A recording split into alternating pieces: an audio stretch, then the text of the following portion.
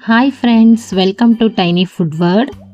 ಇವತ್ತು ನಾನು easy and ಟೇಸ್ಟಿಯಾಗಿರುವಂಥ ಸೊಪ್ಪು ಸಾರು ಮಾಡ್ತಾಯಿದ್ದೀನಿ.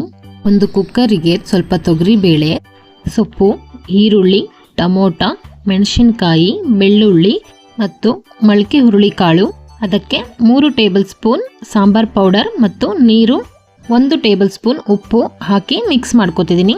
ಈಗ ಕುಕ್ಕರ್ ಲಿಡ್ಡನ್ನು ಕ್ಲೋಸ್ ಮಾಡಿ 3 ವಿಷಲ್ ಮಾಡಿಕೊಂಡ್ರೆ ಸಾಕು. ನೋಡಿ, ಸೊಪ್ಪು ಚೆನ್ನಾಗಿ ಬಾಯ್ಲ್ ಆಗಿದೆ.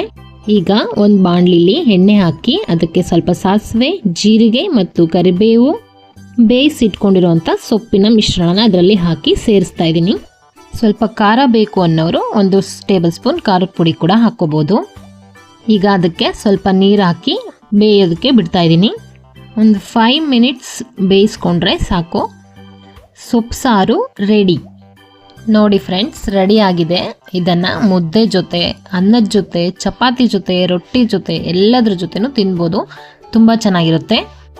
ನನಗೆ ಟೈಮ್ ಇಲ್ಲ, ಕ್ವಿಕ್ಕಾಗಿ ಏನಾದರೂ ಒಂದು ಮಾಡಬೇಕು ಅಂತಿದ್ರೆ ಈ ರೀತಿಯಾಗಿ ಸೊಪ್ಪು ಸಾಂಬಾರನ್ನ ನೀವು ಟ್ರೈ ಮಾಡಿ.